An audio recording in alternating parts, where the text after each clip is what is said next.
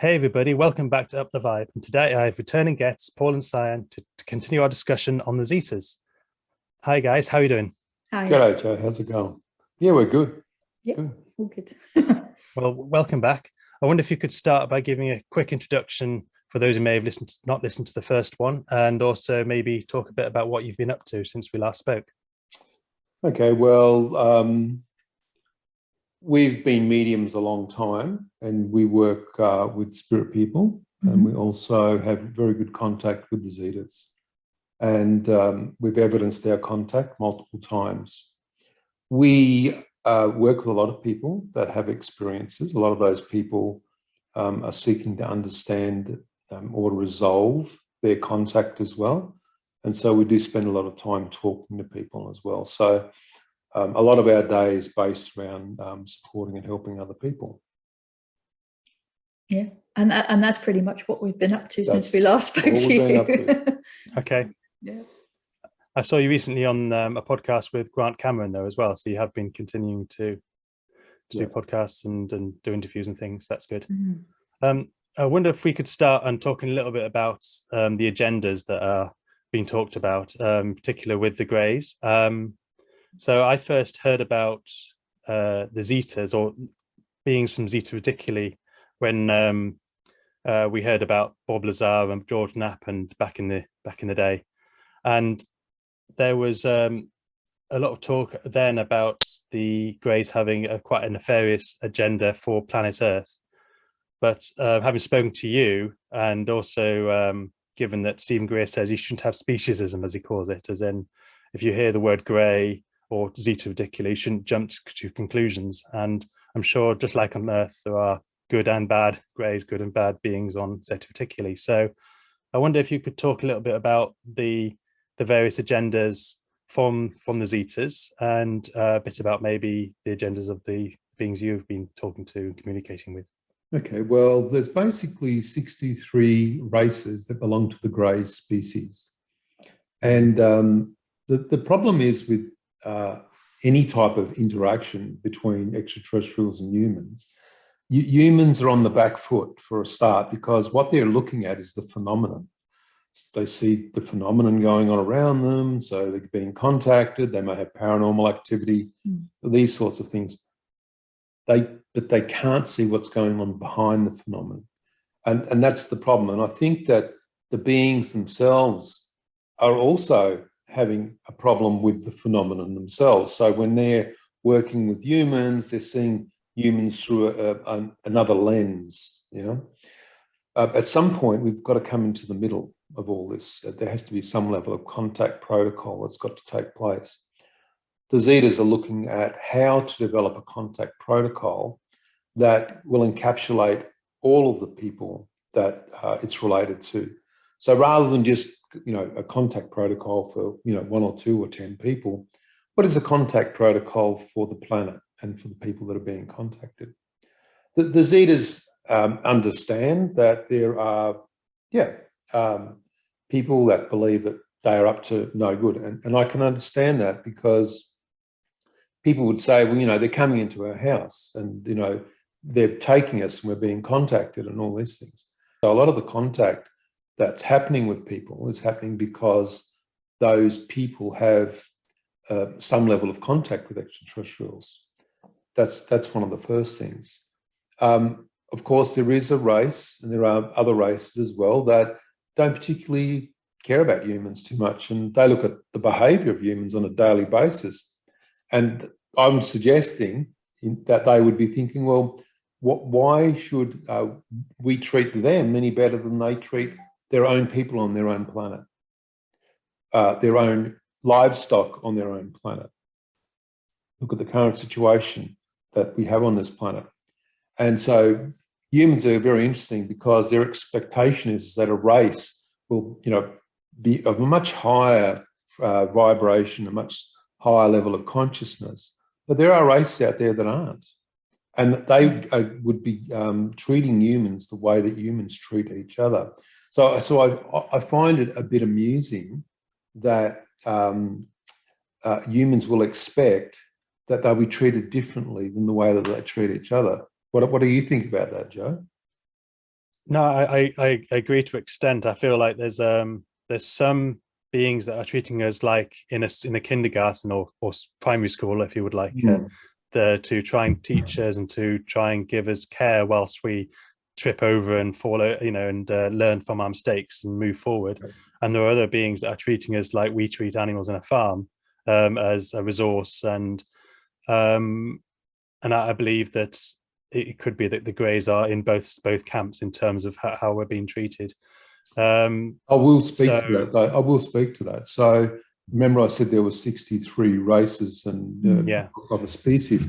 There are one race that we just call them the abductors, because they don't abide by free will, whereas the Zetas do. The Zetas always ask permission to perform certain procedures with people, but the abductors don't. And what's happened with those beings is they're actually not part of the collective consciousness of the race of the Zetas anyway. That's been a real issue. It's like having, a country that's actually at war with itself, fighting within itself. You can't get a consensus reality.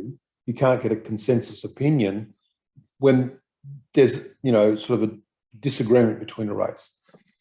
They're trying to work with that because, as you've seen yourself, there's a lot of disclosure around UAP, USO, Congress, all these sorts of things. And so the races themselves are going, well, we need to somehow build some sort of consensus where we're able to, at some point, disclose to these humans and present disclosure in a way that they'll understand. This is becoming a big issue. I think it's also worth bearing in mind how extraterrestrial races perceive humans and what we class as animals on this planet. They don't see humans and what we call animals. They just see a multitude of different races. And so from the perception of the extraterrestrial races out there that don't appear to have much consideration for the free will of the human race, when they're looking at what goes on this planet, they're not seeing how humans treat animals. They're viewing how humans treat other races, how one race has complete disregard in what they're perceiving as activity on this planet. Races eating races, races starving races, races that have the resources to end homelessness, end starvation planet-wide, and yet don't. They don't perceive humanity and its relationship with animals as humans do. It's race and other races here for them. And plants. Including plants. That's right. So I mean, you make a very good point, and of course we see ourselves as advanced to the plant, to the animals, in the sense that we've got computers and cars and businesses and big buildings, and they don't. But are you suggesting that from the perspective of Zetas and many other extraterrestrials that the perception of the animal kingdom, plant kingdom, is at a level playing field with themselves? Or do they just not see? When you say 63 races, does that include somehow plant and animal kingdom? Or is it that? No, not at all. The 63 races are based around their own species. They don't even. That's not even including. That's their own species on and off planet. Species. The Greys, But there's a lot of animals as well on their planet. On their planet, but the way that those beings are treated is that they wouldn't be eaten. Yeah, and I agree, and I think we need to progress to a point where we stop eating other animals. Good. That's great. I mean, I've kind of gone as vegetarian as possible since the start of this year. Actually, my wife's vegetarian, and I've had quite a vegetarian diet, but I would eat meat occasionally. But now I'm really trying to cut out meat altogether. So just doing my bit, but I'm hoping that in years to come, a lot of people are. I think a lot, and also with the economy the way it is, I think a lot of people are starting to rethink the way that they eat. Yeah. I was camping at the weekend, and there was they were doing curry for everyone, and there was 4 options. 1 was meat and 3 were vegetarian. And when I got to the to pay, it was the 3 vegetarian options that had pretty much gone, and it was the meat one that was still there. I don't know if that, I mean, that's not evidence, but it's a sign, isn't it, that people are looking more to the vegetarian option, just as a little aside there. Yeah. It's pretty healthy as well. So yes, I feel like when I do, if I do have meat, my body says, it says don't do that again. Well, you're eating frequency, basically. That's what's happening.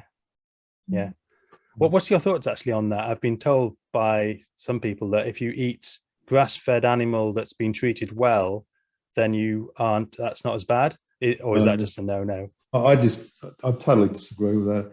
I think if any animal is killed so that it can be eaten, it doesn't matter how well you're fed. Yeah, no, I agree. But it's an interesting, and maybe that is a way forward because we can't go all vegetarian immediately. So maybe that's a stepping stone in there as we as a planet try and get there. Yeah, that's right. It's a stepping stone. I want to move on to Skinwalkers at the Pentagon, which is a book I read not long ago, and I think you mentioned in a recent podcast that you wanted to talk about that. So I wanted to ask you a few questions on that. From my perspective, when I read the book, it was very focused on the very negative aspects of the experiences at this Skinwalker Ranch. But from what I understand and hearing more about it from other areas, that there are many positive experiences there too.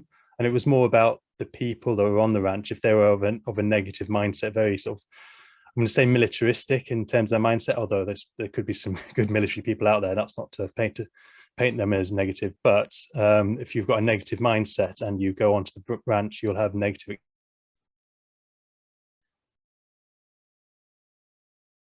So I wanted to get your thoughts on the ranch, and also whether you knew of any Zeta involvement there.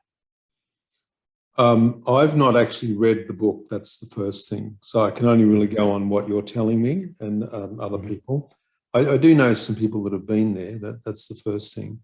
The only thing I know about the Skinwalker from mainstream media is I actually watched on some sort of documentary on the History Channel. I think it was one of the last ones, where they had the helicopter and they were throwing things out of the helicopter, trying to work out why the whatever technology they were using was hitting something and bouncing off. But I would suggest that once again we're talking about the phenomenon. So if you have a negative mindset, then I would suggest that, as in all things, that's what's going to manifest around a person. And if you have a positive mindset, then of course that's what's going to manifest around you as well. It doesn't mean, though, that there aren't things going on there or in many places on the planet. It's more about understanding the phenomenon and what's behind it. Once again, I will keep saying this, because engaging the phenomenon, as people are saying, is useless, because the phenomenon itself is just an extension of something else. So you're basically looking at the symptom rather than the root cause. And while people continue to look at the flashing lights and all the colours and everything else, they're totally missing the point that there's something behind that. And that's what people need to be looking at. What is behind the phenomenon, not the phenomenon itself. Yes, I think within the UFO community, at least, I do see a trend towards being less focused on videos of lights in the sky and more on discussions around the consciousness aspect in particular. That's something I'm particularly interested in. And that's what the Zetas have always talked about, the consciousness aspect. The problem that we've got is as the excitement builds about disclosure and contact, we'll have a lot of people that are channeling, and they are already. But the question I ask people is well, how do you evidence what you're getting? Where do you challenge those words that come through? Where do you ask those supposed entities, where they're from? How can they evidence themselves? Rather than, it's up to you and everybody else, but if people want to continually channel but never evidence those beings in a way where they actually show themselves to a group of people or whatever, it just comes down to there are a lot of trickster elements to the phenomenon as well. There's also a lot of trickster spirit people, and a lot of those spirit people are also understanding that humans also will, rather than evidence their contact, will just buy straight into it. And so we're going to see this fairly large, unfortunate group of people all go off towards the channeling, the woo festival. And at that point in time, I would just suggest to people, just challenge some of the stuff that people are, channeling and see what comes of that. Just use a bit of common sense, maybe. Yeah, channeling is a big part of the phenomenon in terms of trying to understand it. And there are, as you say, potentially some channels that are authentic and others that are tricksters, or maybe, in my view, that some of them may not be tricksters, but they just maybe misled, or they think they've been channeling, but they're not. Very subconscious. So it's subconscious or some other aspect. And we know though, Joe, that people can channel them, their own we call them subconscious spirits. People's facets of their own consciousness come forward in a dissociative form, and they can channel themselves. And look, there's nothing wrong with that. I'm saying if you know that that's what you're doing, that's fine. And so, when we sort of are teaching people about how to, bring information through, that's the first thing we do, is we just say to them, just do some inspirational speaking. We know that it is you, and that's fine. But when it comes through that the person's giving supposedly hard information, then you need to say to the being, if it is a being, look, I understand what you're saying. I really appreciate what you're saying, but I need in some way for you to evidence yourself to me so that I can understand where you're coming from. Because you wouldn't go to a medium and they tell you, I've got your grandmother with me, and give you no information to back that up, and then just say, and here's her message. Your expectation would be that the medium would be able to communicate with the spirit person, give enough evidence that the person was absolutely convinced it was their grandmother, and then give the message. But that seems to completely fail when it comes to extraterrestrials. Now, yes, your extraterrestrials aren't your grandmother, but they can certainly do things to evidence themselves.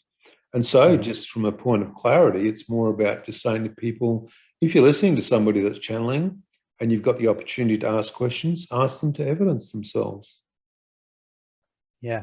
One channeler, Daolanka, who channels Bashar, is someone I've heard, and I think I heard recently that you found him to be somewhat credible. I'm not going to say that for sure, but what for my evidence, and this is not just him, but he's one.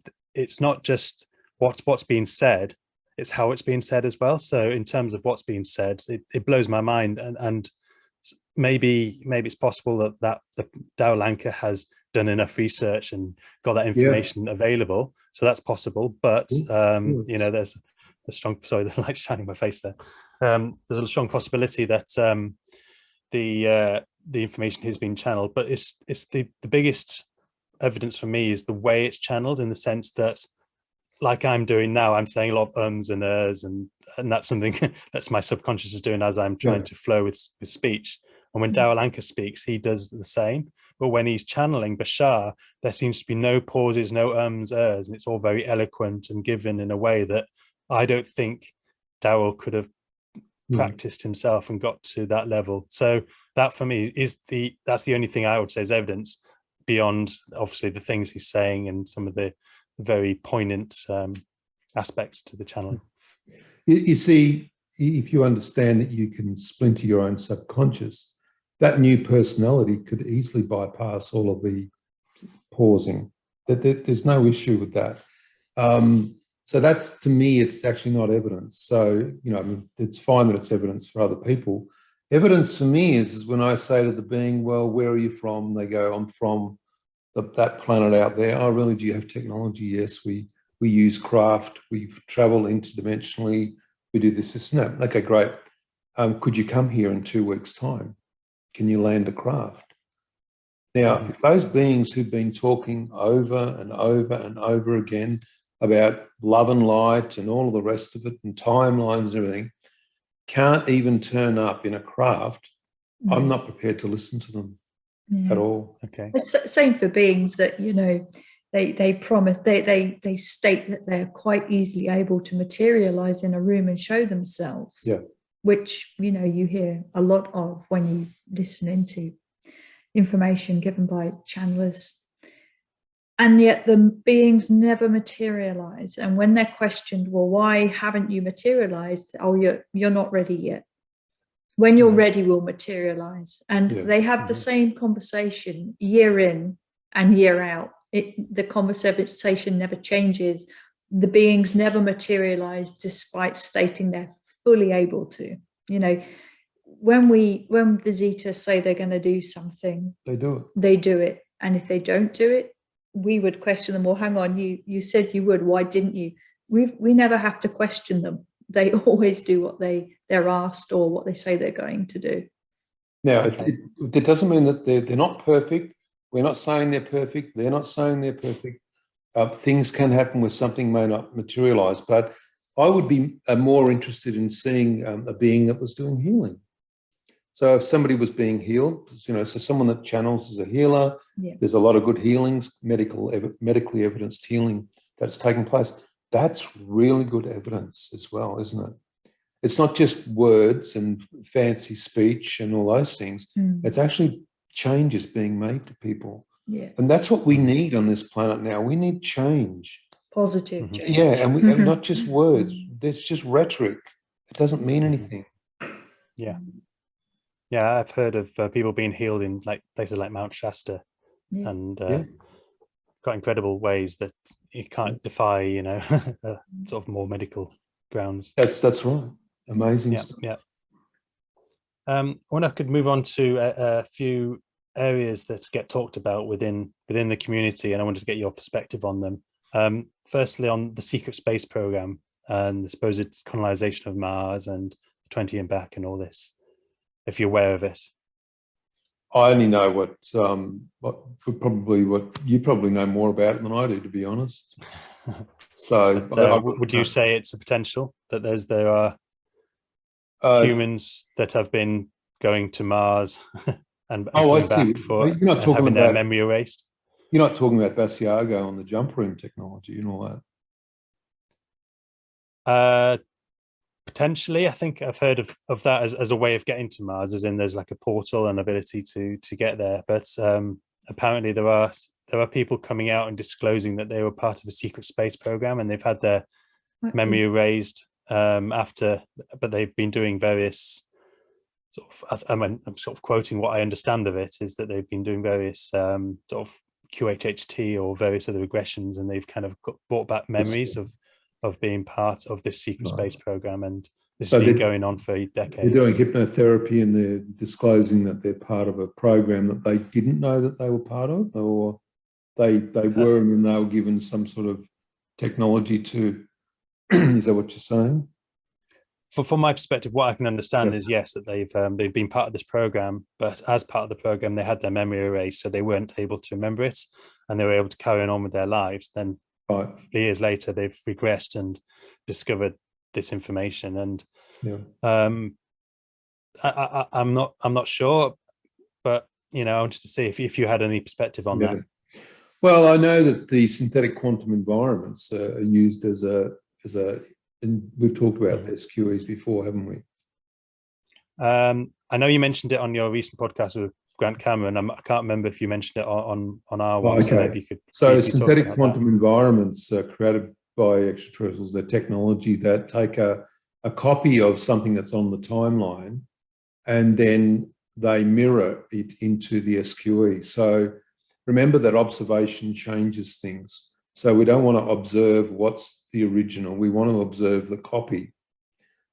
Often they'll take a copy of a planet or a specific area of a planet.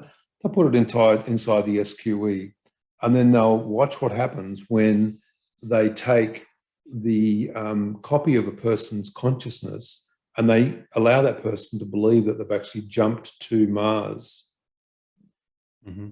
So there's a lot to this, and this is actually pretty complicated. Yeah, it is, and if you don't mind me saying, quite a unique perspective. I don't think I've heard that from anyone else. So it'd be interesting to see.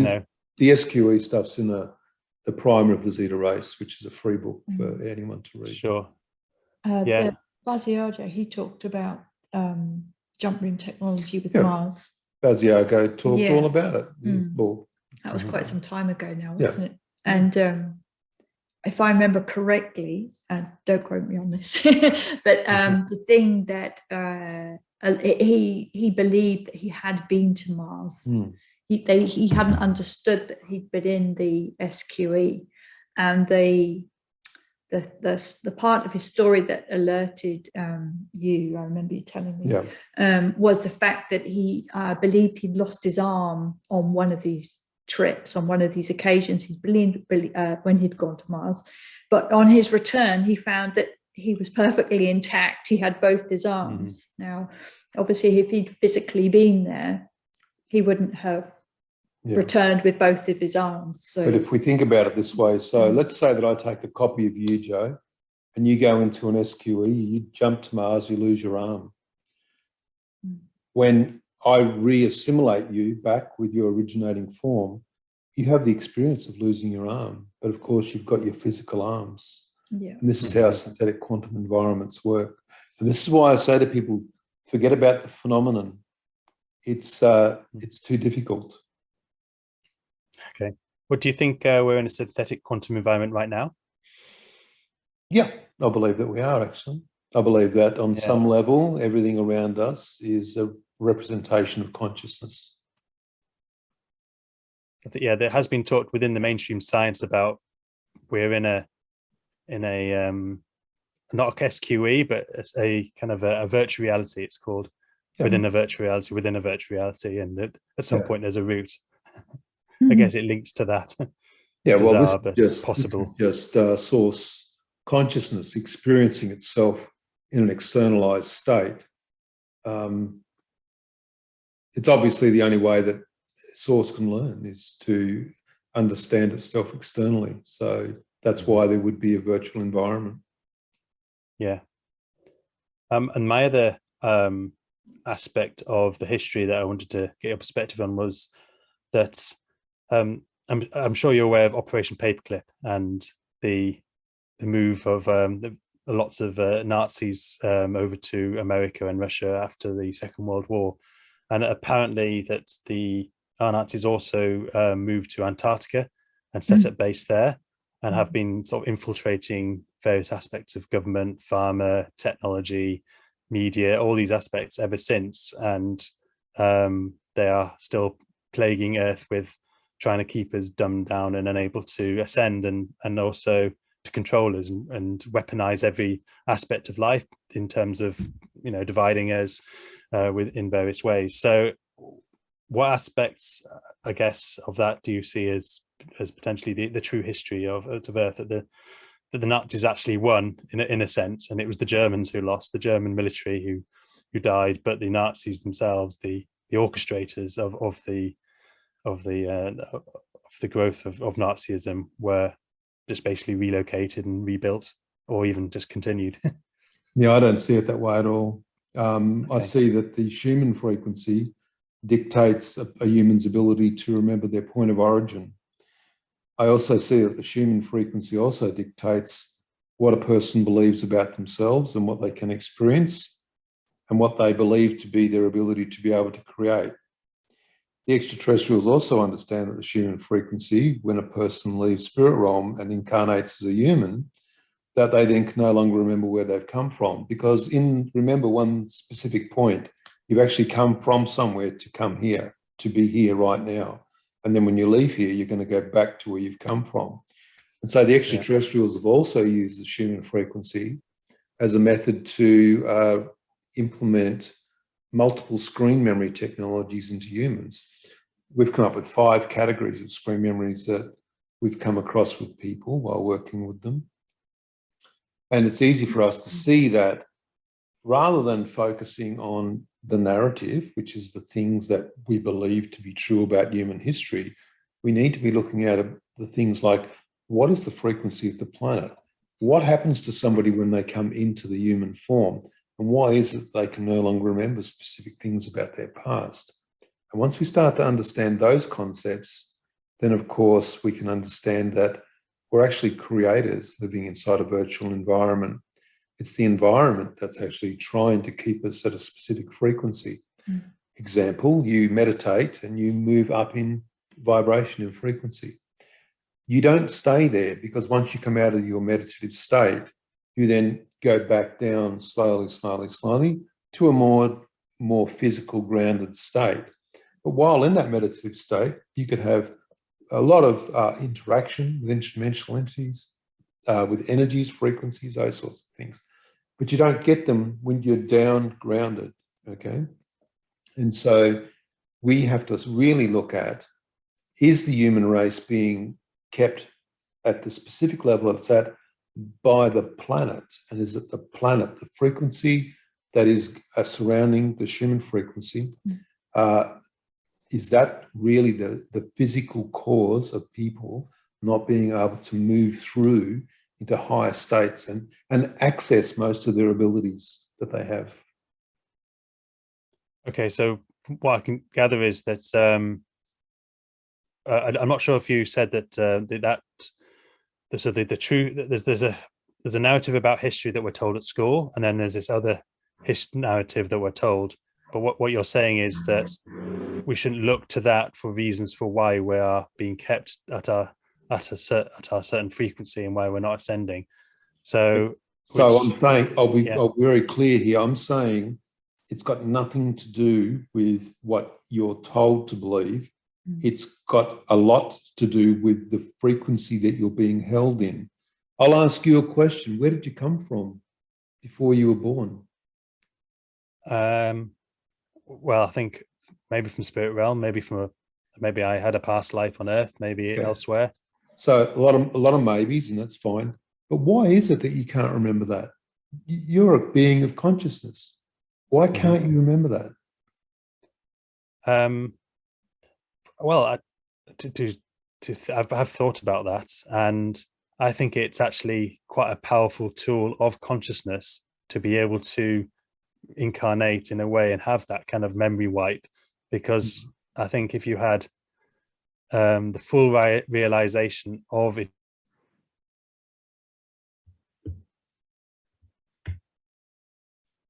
being relive to make the experience of eternity livable. Yeah. So I understand that. There are a lot of different schools of thought in regards to this, that we come here and forget, because if we knew who we were, we wouldn't enjoy the experience because we knew where we came from. But then again, we've got other people that are able to break through that and actually understand and remember where they've come from. These are classes, what are called point of origin discussions that we have with people. So there is the capacity within the human consciousness to actually move past these things that would try to nullify our ability to be able to move forwards and minimize us. But we need to be able to see that potential within ourselves to do that. Yeah, but you've made me think, though, it is a free will planet, and maybe from a higher perspective, some people have come down here just to live and not be too worried about ascension, just have the experience. Absolutely. So, there are many people that are here that are just going through the motions because that's all they ever wanted to do. They've got free will. But for the people that ask the questions, for the ones that want to know, the answers are out there. They really are. But people need to break out of the conditioning and understand that the potential for consciousness to disclose itself to you is within reach. Above the Schumann frequency. And above the Schumann frequency, for sure. Yeah, I agree. I think we're heading as a planet. I think Gaia's made the decision to move up in frequency, and I think we're all moving with her. And those who don't move with her will, I don't know what will happen to them, but I think in time there will be less of them. Well, what's interesting is that if you look at the Aerial School documentary about the children in Zimbabwe, have you seen that at all? Mm. Yeah. I have the phenomenon. No, what's it called? There was a movie, and there was a Oh, this one's just section come out, on I there. believe. Yeah, and Tears in the Sky, I think it was it. yeah, no, this one's just come out. And interestingly, one of the children said that the alien had told them not to get technologied. And I love the way that they said that, technologied. And when we start to think about it, we've got two streams of technologies coming. We've got the human technologies that are coming, where people are going to be able to use different types of technologies to support them in their daily lives, make them feel healthier, feel better, and all the rest of it. And then on the other side of this, we've got something that's hardly ever spoken about, where we've got some type of extraterrestrial beings, not the Greys, but other extraterrestrials, that are implanting technologies into humans. Now, when we were told, through the Aerial documentary, that the child had said, beware of being technologied. And there's also a crop circle that says, beware of the deceivers, because I believe that was totally off everybody's radar at that point in time. People were going, oh, well, we need to watch out for what humans do. I'm starting to understand that it's actually probably not the humans at all. We need to be careful of what the extraterrestrials are doing. What is it that they're doing with their technology that in the near future is going to cause humans a lot of problems? Mm. And I think that, of course, we're researching that ourselves at the moment. I don't have too much more information about that, but it's definitely something that people need to be aware of. The first thing is, if you're approached by somebody who says, I've got this being that's working with me, and all you need to do is accept some sort of energetic implant into yourself and they'll heal you, you should just say no. Because we don't know, as things are developing quite quickly through disclosure, what these beings' intention is. And why should anybody accept any type of technology at all? Because you've got everything with you that you need. You're a being of consciousness. You don't need technology to ascend. Mm. And we're hearing this more and more from people saying, oh yeah, I went to this and these beings told me that I needed to accept this technology and that it would help me to ascend. And it's like, no, don't do it. That's interesting. Mm. I think some technology would be like free energy would be very beneficial. Yeah, absolutely. So external technology, but I think you're talking more about implants. That's good. Yeah, external technologies. Yes, so we need to frame that, don't we? External technologies, free energy, free air, free everything. That's fine. Yeah. But if they say to you, Joe, you need to insert this technology into your own etheric body, you should go, well, actually, no, I'm not going to do that. Mm-hmm. Mm-hmm. Of course, it's your choice, but Of course, yeah. No, it's a very, very interesting point. I wonder if we can move on to Zeta Society. I know we wanted to chat about this last time. I don't think we got onto the topic too much. So I think we mentioned it already to a certain extent about all the different 63 races, as you said. Yeah. But on Earth, there's quite a varied amount of culture, languages, food preferences. Would you say the same is of the Zeta Society, that they have quite a varied, even would they say have accents maybe as well, and things like this? Okay, so you can have anything you want on planet as long as it's one thing. All right. So with the race, they have created a specific clear liquid that they use as their point of nourishment for their physical forms. The thing is that they don't specifically use verbal languages to speak to each other because they're telepathic. But what they do have is the intercranial connection system that produces the clicking sounds. So they're able to communicate with each other that way as well. Okay. So if I were to somehow end up in a Zeta Society, would I end up hearing lots of clicking? You don't need to be in Zeta Society to hear clicking. There'd be a lot of people that are actually being contacted that are hearing clicking around them all the time. Mm. We've recorded it. We've got lots of audio. They're clicking. Yeah. Okay. So you say that they communicate quite telepathically. does the telepathic communication have any variance in terms of like how it's received, or is there anything there? Like, 'cause we have different languages and. If I show you a picture of an orange, and I don't have to say that it's an orange, if you've seen one before, you know what it is. It's only when you haven't seen an object before that you've then got to bring in a secondary imagery process that shows the function of that. So it could be, if I show you an orange, you've never seen one before, the second image is of you eating the orange, like that.